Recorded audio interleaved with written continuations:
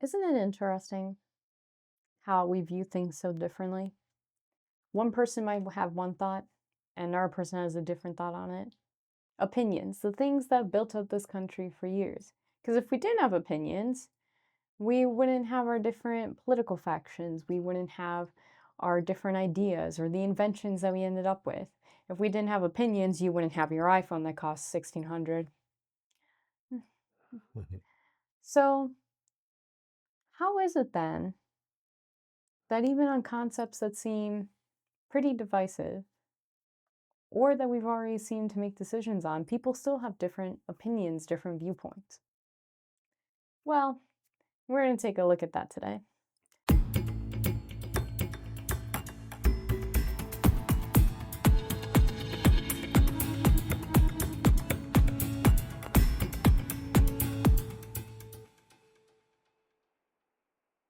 This is the Glass Floor Podcast. This is a podcast that is basically just about looking at the two sides of gender reality and trying to come in the middle and come with a solution that works for both.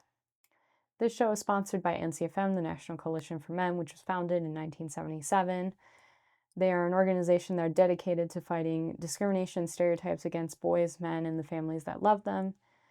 They're a nonpartisan, gender-inclusive group that fights really hard for our boys and men. And with that, I bring you into our conversation of the day. Duality. Tim? Thank you, Katrina. Indeed, we are going to look at duality, your basic yin-yang, and how it applies to gender politics. Because some people look out at the world and all they see is male power and female victimization. Others look out at the world and more, they're seeing female power and male victimization. Well, how can that be? They're looking out at the same world. How is it that they see is the opposite of what the other sees? Well, that's duality. And that's what we're going to look at today. And it's all symbolized here in this Taoist, super famous Tao, symbol of the Tao. And it's the white, yang, and the dark yin, and the yang is masculine and the yin is feminine in the basic archetypes. So we're going to look at, yin and yang, and then we're going to look at feminism and masculism. Masculism is a word that's been phased out, but I use it still because it just mirrors feminism. So it's like the mirror opposite. So feminism looks out at the world and it sees only male power and female victimization. Masculism looks out at the world and all it sees is female power and male victimization. So the question is for today, how do they look out at the same world and see the absolute opposite that the other sees? Okay. Well, let's see. How do we begin? Notice that right in the heart of the masculine yang, there is yin. And in the very heart of the dark yin, there is yang. This symbolizes how, though opposites, one can't exist without the other. In other words, you can't have hot without cold. Doesn't make any sense, right? What is up without down? What is black without white? So these things, I'll have a little quote here. Together, the yin and the yang are depicted as a circle, one half dark, the other half light. Within the dark half, there is a small light circle, and within the light half, there is a small dark one. This suggests that, though opposites, there is a necessary relationship between the two. Neither exists in and of itself alone. Mm-hmm. All right. So in the West, we'll say there's no such thing as a free lunch, meaning there's no such thing as a positive without a negative attached. Mm-hmm. And we'll say that every dark cloud, not most, not the vast majority, but every dark cloud has a silver lining, meaning that every negative comes with a positive attached. So this is duality, and it's distinguished from something called dualism. So dualism is either or thinking, you see. This is, this right here, this is either good or it's bad. But actually, it's both. So dualism is feminist thinking. That is, it's either or. So men have it good, women have it bad. But I say that men have it both good and bad, women have it both good and bad. That's duality. Mm-hmm. All right.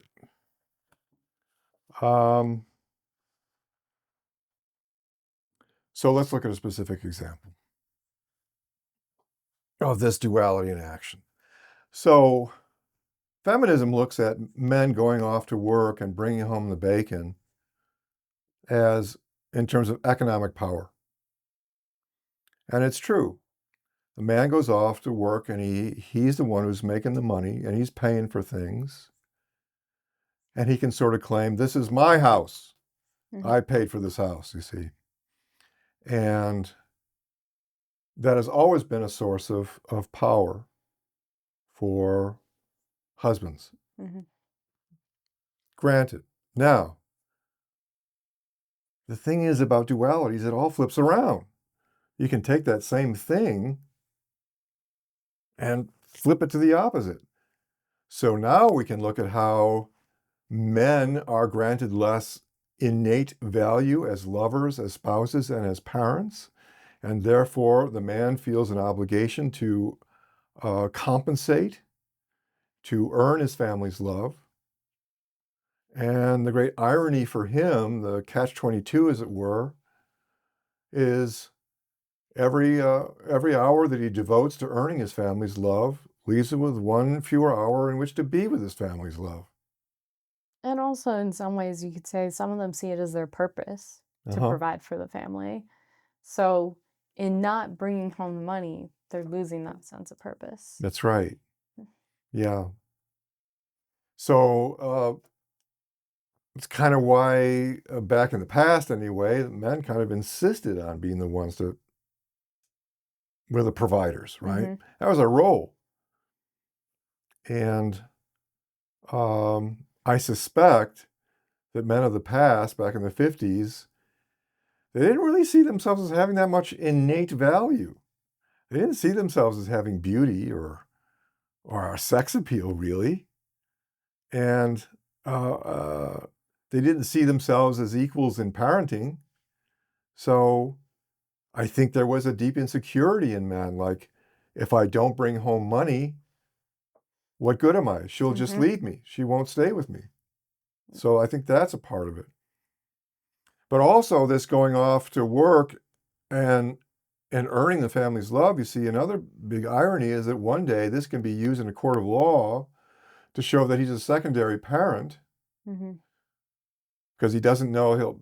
They'll ask him questions like, what's the name of your son's best friend, right? Yeah.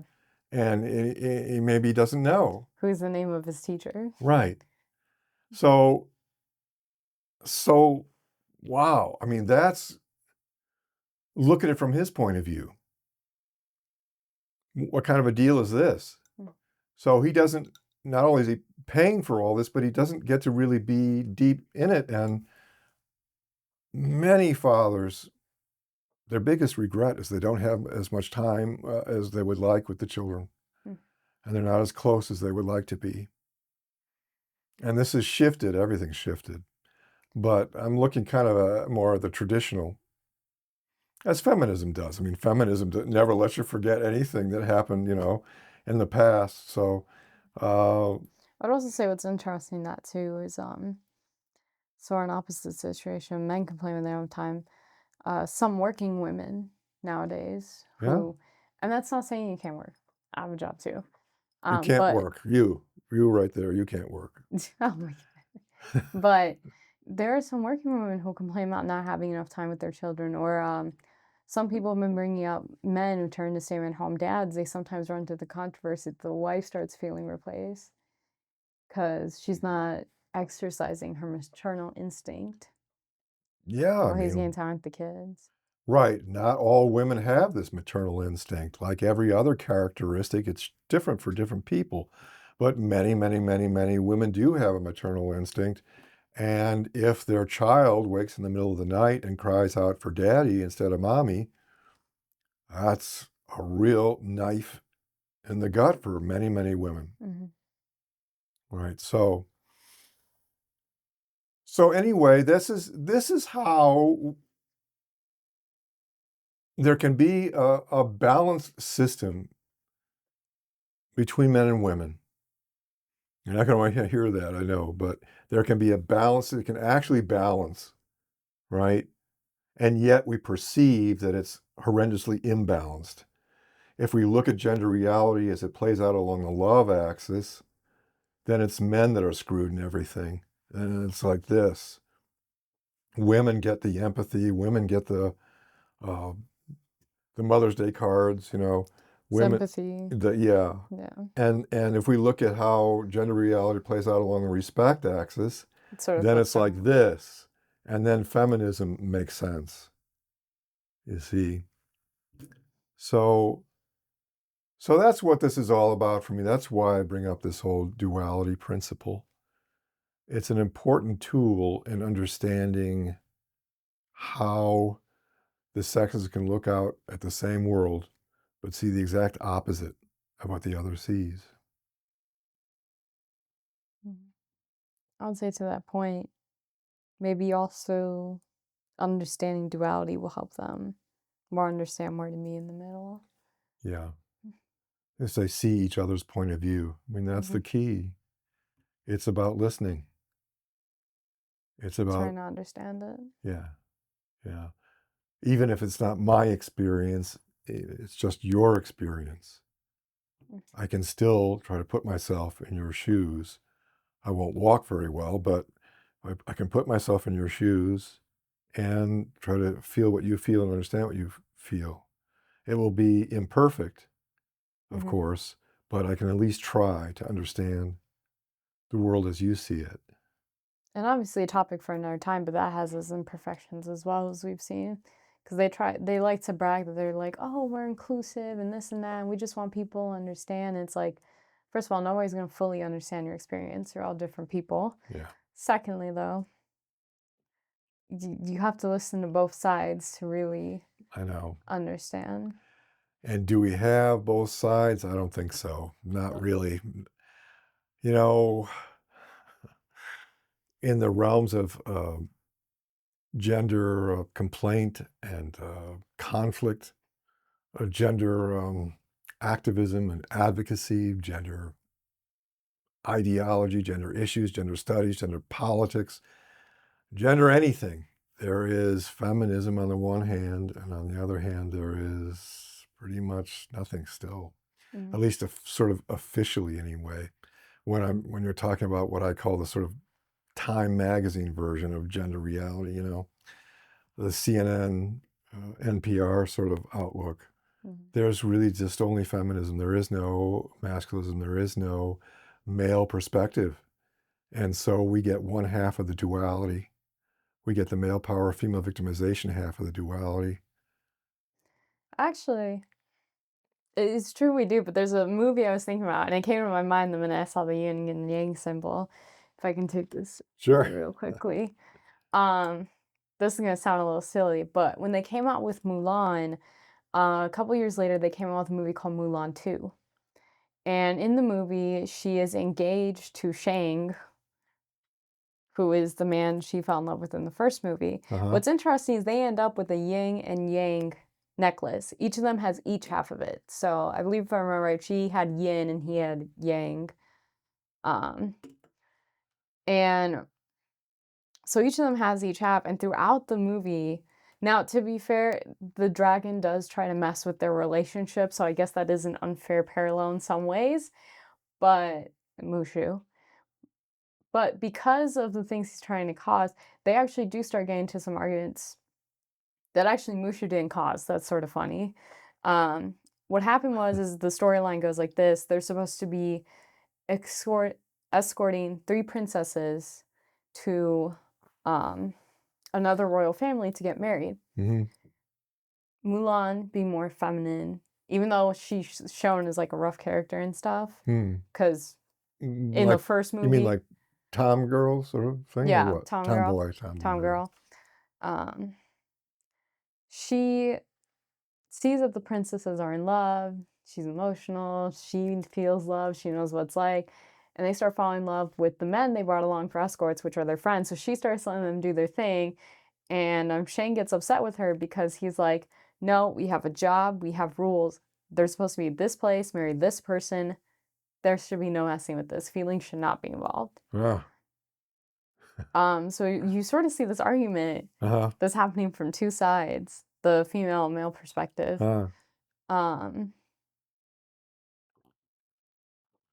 and in the end, after we almost think that Chang dies, and then Mulan almost marries the other emperor, um, we find out he survived, he drags, saves her, and the unimportant part, Dragon pretends to be great ruler. Uh, but the important part is towards the end, they reconcile and they start seeing where they apologize to each other, which nowadays sometimes seems like a miracle. But they apologize to each other and they both come to realize what the other was seeing. She realizes why he wanted the duty done, and he realizes what she saw in the love and the fact that these princesses, even though it's their duty, still should have a right to love who they want. I see. Very good. And so I thought that was sort of interesting because on top of the fact that they also do reconnect their little necklaces towards the end, and it is yin and yang, Uh-huh, it's sort of this. It's a movie that sort of well describes the dualism we're talking about. cool. You had the female view, the male view, the disagreement, the coming back together, and finding the middle place. Well, that's what I would hope for the world.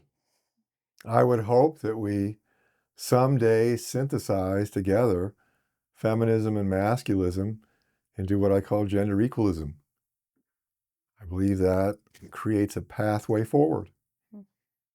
Why don't you take us out? Sure, of course. Well, if all goes well, hopefully you guys will consider and maybe start thinking about how the viewpoint looks from somebody else's shoes and eyes. But until then, this has been the Glass Floor Podcast, and we will see you next time. Like and subscribe below. Thanks. See ya.